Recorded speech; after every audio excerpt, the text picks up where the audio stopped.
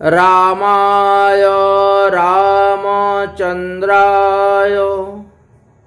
रामभद्राय वेधसे रघुनाथाय नाथाय सीताय पतये नमः। सदी भक्तबृंदगण, आगामी रविवारे श्री श्री राम नवमी व्रत पड़ेছে श्री राम जयंती। এই বছর 23শে চৈত্র 1431 বাংলা রবিবার, ইংরেজি তারিখ হলো 6 এপ্রিল 2025 রবিবার। শ্রী রামচন্দ্র প্রভুর আবির্ভাব তিথি একে রাম জয়ন্তী তিথি বলা হয়। এই তিথিটি একাদশী ব্রতের মতনই সমস্ত দিন রাত উপবাস থেকে পরের দিন পালনের বিধান আছে। পরের দিন পালন করবেন সূর্যোদয় হওয়ার পর 9:30 মধ্যে। ভগবান রামচন্দ্রের ঊর্ধ্বস্তন পরম্পরা এবং অধস্তন পরম্পরা সম্পর্কে আজ আমরা আস্বাদন করব। অনাদির আদি গোবিন্দ শ্রীকৃষ্ণ হইতে সৃষ্টিতত্ত্ব আরম্ভ করে যদি বিচার করা যায়, কার পুত্রকে এইভাবে, তাহলে 65 নম্বরে গিয়ে আমরা পাব ভগবান রামচন্দ্রের কথা।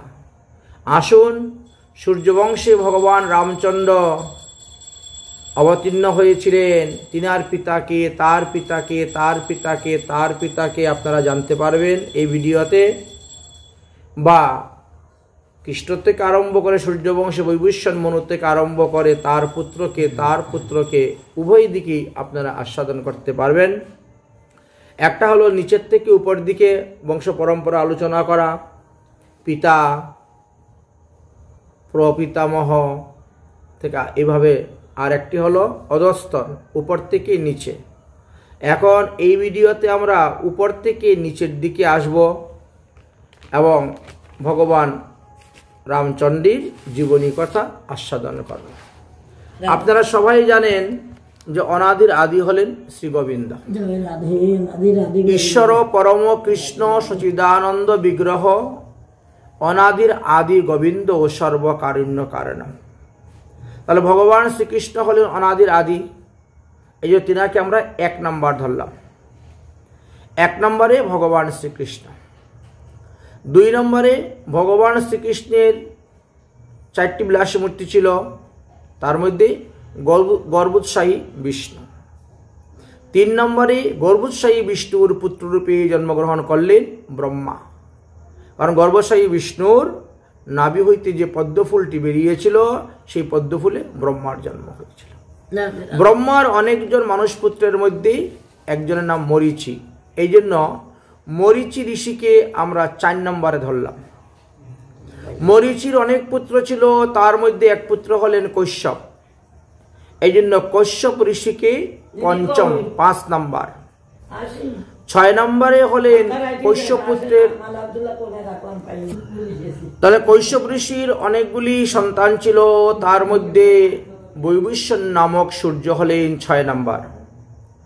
বৈবস্বন নামক সূর্যের পুত্র হল বৈবস্বত মনু, ইনি হলেন 7 নম্বরে, ইনাকে শ্রাদ্ধদেব বলা হয়। 8 নম্বরে হলেন বৈবস্বত মনুর পুত্র হলেন ইক্ষ্বাকু। 9 নম্বরে হলো ইক্ষ্বাকুর পুত্র হলেন বিকুক্ষী। 10 নম্বরে বিকুক্ষীর পুত্র হলেন পুরঞ্জন, ইনাকে ইন্দ্রবাহ বলা হয় বা কুকুস্তহ বলা হয়। 11 নম্বরে বললেন সেই পুরঞ্জনের পুত্র হলেন অনেনা। 12 নম্বরে অননার পুত্র হলেন পিথু, ইনি বেন রাজার পুত্র পিথু নহে, ইনি অন্য পিথু, এটা মনে রাখবেন। 13 নম্বরে পিথুর পুত্র হলেন বিশ্বরন্ধি। 14 নম্বরে বিশ্বরন্ধির পুত্র হলেন চন্দ্র। ইনি আকাশের চন্দ্র যে তিনি নয়েন, ইনি অন্য চন্দ্র, এটাও মনে রাখতে হবে। 15 নম্বরে চন্দ্রের পুত্র হলেন যুবনৈশ্য, ইনিও কিন্তু প্রথম যুবনৈশ্য। পর দ্বিতীয় যুবনৈশ্য অন্যজন পাবেন, তো এইটাকে আগের থেকে উল্লেখ করে দিচ্ছি বলে একই নাম দুবার হয় কেমন করে, আলাদা আলাদা। 15 নম্বর যুবনৈশ্য। 16 নম্বরে যুবনৈশ্যের পুত্র হলেন সাবন্ত। 17 নম্বরে সাবন্তের পুত্র হলেন বৃহদস্য। 18 নম্বরে বৃহদস্যের পুত্র হলেন কুবলাস্য, ইনাকে ধূর্মুমার নামেও ডাকা হয়। 19 নম্বরে কুবলাশ্বরের পুত্র হলেন ধীরাস্য। 20 নম্বরে ধীরাস্যের পুত্র হলেন হর্যস্য। 21 নম্বরে হর্যস্যের পুত্র হলেন নিকুম্ব। 22 নম্বরে নিকুম্বের পুত্র হলেন বর্হনাস্য। 23 নম্বরে বর্হনাস্যের পুত্র হলেন কৃশাস্য। 24 নম্বরে কৃশাস্যের পুত্র হলেন সেনজিৎ। 25 নম্বরে সেনজিতের পুত্র নাম আবার যুবনৈশ্য, ইনি দ্বিতীয় যুবনৈশ্য।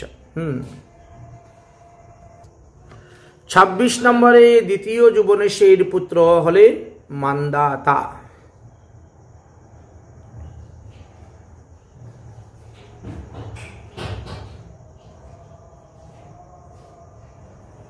27 নম্বরে মান্দাতার পুত্র হলেন অম্বরীশ, ইনি কিন্তু অন্য অম্বরীশ, ওই যে দুর্বাসা ঋষি আর অম্বরীশের সংবাদ যেটা পাই সেই অম্বরীশ নয়। আচ্ছা, 28 নম্বরে অম্বরীশের পুত্র হলেন পুরুকুৎস। 29 নম্বরে পুরুকুৎসের পুত্র হলেন ত্রসদস্য, ইনিও দ্বিতীয় ত্রসদস্য। 30 নম্বরে ত্রসদস্যুর পুত্র হলেন অনরণ্য। 31 নম্বরে অনরণ্যের পুত্র হলেন হর্ষাস্য। 32 নম্বরে হর্ষাস্যের পুত্র হলেন অরুণ। 33 নম্বরে অরুণের পুত্র হলেন ত্রিবন্দন। 34 নম্বরে ত্রিবন্দনের পুত্র হলেন সত্যব্রত। এই সত্যব্রতকে ত্রিশঙ্কু নামেও ডাকা হতো। 35 নম্বরে ত্রিশঙ্কুর পুত্র হলেন হরিশ্চন্দ্র মহারাজ। 36 নম্বরে হরিশ্চন্দ্রের পুত্র হলেন রোহিত। 37 নম্বরে রোহিতের পুত্র হলেন হরিত। 38 নম্বরে হরিতের পুত্র হলেন চম্পক। 39 নম্বরে চম্পকের পুত্র হলেন সুদেব। 40 নম্বরে সুদেবের পুত্র হলেন বিজয়। 41 নম্বরে বিজয়ের পুত্র হলেন বৃষ। 42 নম্বরে বৃষের পুত্র হলেন রাহু। 43 নম্বরে রাহুকের পুত্র হলেন সগর। 44 নম্বরে সগরের পুত্র হলেন অসমঞ্জস। 45 নম্বরে অসমঞ্জসের পুত্র হলেন অংশুমান। 40 নম্বরে অংশুমানের পুত্র হলেন দিলীপ। 47 নম্বরে দিলীপের পুত্র হলেন ভগীরথ। 48 নম্বরে ভগীরথের পুত্র নাম ছিল শ্রুত। 49 নম্বরে শ্রুতের পুত্র নাম ছিল নাভ। এই নাভ অন্য নাভ, বিভীষণ মনুর পুত্র নহেন, মনে রাখতে হবে। 50 নম্বরে নাভির পুত্র হলেন সিন্ধুদ্বীপ। 51 নম্বরে সিন্ধুদ্বীপের পুত্র হলেন আয়ুতায়ু। 52 নম্বরে আয়ুতায়ুর পুত্র হলেন ঋতুপর্ণ। 53 নম্বরে ঋতুপর্ণের পুত্র হলেন সর্বকাম। 54 নম্বরের সর্বকামের পুত্রের নাম হলো সৌদাস, সুদাস, ভুল হয়েছে, এটা সুদাস হবে। 54 নম্বরে ঋতু কামের পুত্র সুদাস। 55 নম্বরে সুদাসীর পুত্রের নাম সৌদাস ছিল। ইনাকে মিত্রসহ বলেও ডাকতেন, কেউ বা কলমসপাদ বলেও ডাকতেন। 56 নম্বরে সৌদাসীর পুত্র হলেন অসমক। 57 নম্বরে অসমকের পুত্র হলেন মূলক। 58 নম্বরে মূলকের পুত্র হলেন দশরথ, তবে ইনি অন্য দশরথ, ভগবান রামচন্দ্রের পিতা দশরথ নহেন। 58 নম্বরে 49 নম্বরে দশরথের পুত্র ছিলেন ঐরবীর। 60 নম্বরে ঔরবীর পুত্রের নাম ছিল বিশ্বসহ। 61 নম্বরে বিশ্বসহীর পুত্রের নাম ছিল খট্বাঙ্গ। 62 নম্বরে খট্বাঙ্গের পুত্রের নাম ছিল দীর্ঘবাহু। 63 নম্বরে দীর্ঘবাহুর পুত্রের নাম ছিল রঘু। 64 নম্বরে রঘুর পুত্রের নাম ছিল অজয়। 65 নম্বরে অজর পুত্রের নাম ছিলেন দশরথ। 66 নম্বরে দশরথের পুত্র হলেন ভগবান রামচন্দ্র, যিনার আবির্ভাব তিথির কথা আমরা আস্বাদন করব। তাহলে সত্যযুগ থেকে বংশ পরম্পরা আরম্ভ করে ত্রেতাযুগ পর্যন্ত চলে আসলাম।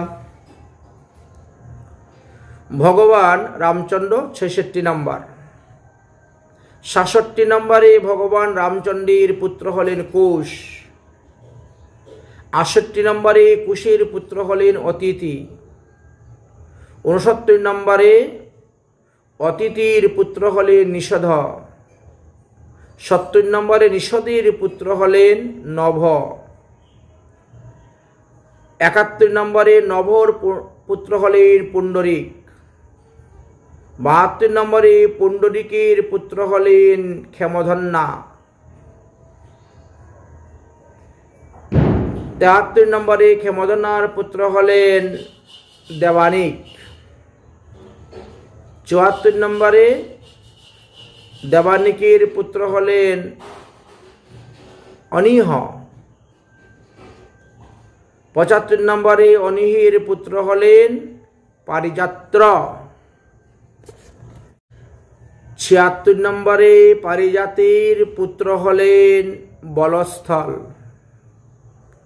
77 নম্বরে বলস্থলের পুত্র হলেন বজ্রনাভ, তবে ইনি ভগবান শ্রীকৃষ্ণের অপুত্র বজ্রনাভ নহেন, ইনি সূর্যবংশে উৎপন্ন বজ্রনাভ, এটা মনে রাখতে হবে। 78 নম্বরে বজ্রনামের পুত্র ছিলেন খগন। 79 নম্বর 79 নম্বরে খগনের পুত্র ছিলেন বিধৃতি। 80 নম্বরে বিধৃতির পুত্র ছিলেন হিরণ্যনাভ।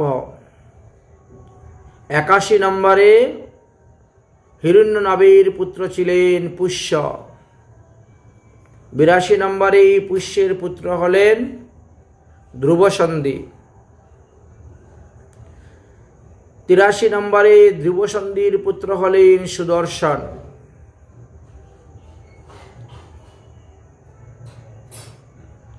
84 নম্বরে ধ্রুবসেনের পুত্র হলেন অগ্নিবর্ণ। 85 নম্বরে অগ্নিবর্ণের পুত্র হলেন মরু। এই মরু উনি যোগ সাধনা করে সিদ্ধি লাভ করেন, তিনি এখনো জীবিত আছেন। বর্তমানে ইনি কলাপ গ্রামস্থে, কলাপ নামক গ্রামেতে অবস্থান করতেছেন, বাস করতেছেন। কলিযুগে এই সূর্যবংশ যখন নষ্ট হয়ে যাবে, বিনষ্ট হয়ে যাবে, তখন তিনি ওই গ্রাম থেকে উঠে আবার সূর্যবংশের প্রবর্তন করবেন। তাহলে ইনি হলেন 85 নম্বর। 86 নম্বরে মরুর পুত্র হলেন প্রসুক্রত।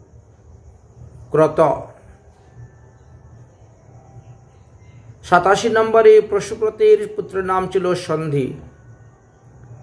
88 নম্বরে সন্ধির পুত্রের নাম অমহর্ষণ।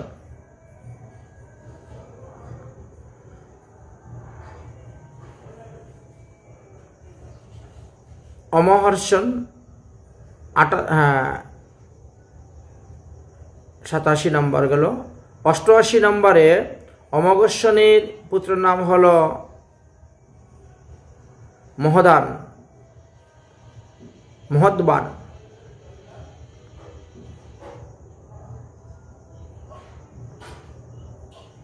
89 হয়ে গেল। 89 নম্বরে মহদ্বান। 90 নম্বরে মহদ্বানের পুত্র হল বিশ্বসাহ। 91 নম্বরে বিশ্বসাহীর পুত্র হলেন প্রসেনজিৎ। 92 নম্বরে প্রসেনজিতের পুত্র হলেন তক্ষক। 93 নম্বরে তক্ষকের পুত্র ছিল বৃহদ্বল। কুরুক্ষেত্রের যুদ্ধের সময় পরীক্ষিতের পিতা অভিমন্যু এই বৃহদ্বলকে যুদ্ধে বধ করেছিলেন জানা যায়। তাহলে দাপর যুগেরও শেষ পর্যন্ত আমরা আলোচনা করছি। তারপরে কলিযুগে কে কে সূর্যবংশের রাজা ছিলেন বলছি। 94 নম্বরে বৃহদ্বতীর পুত্র হলেন বৃহদ্বন। 95 নম্বরে বৃহদ্বতীর পুত্র ছিলেন উরুক্রিয়। 96 নম্বরে উরুক্রিয়র পুত্র হলেন বৎসবৃদ্ধ।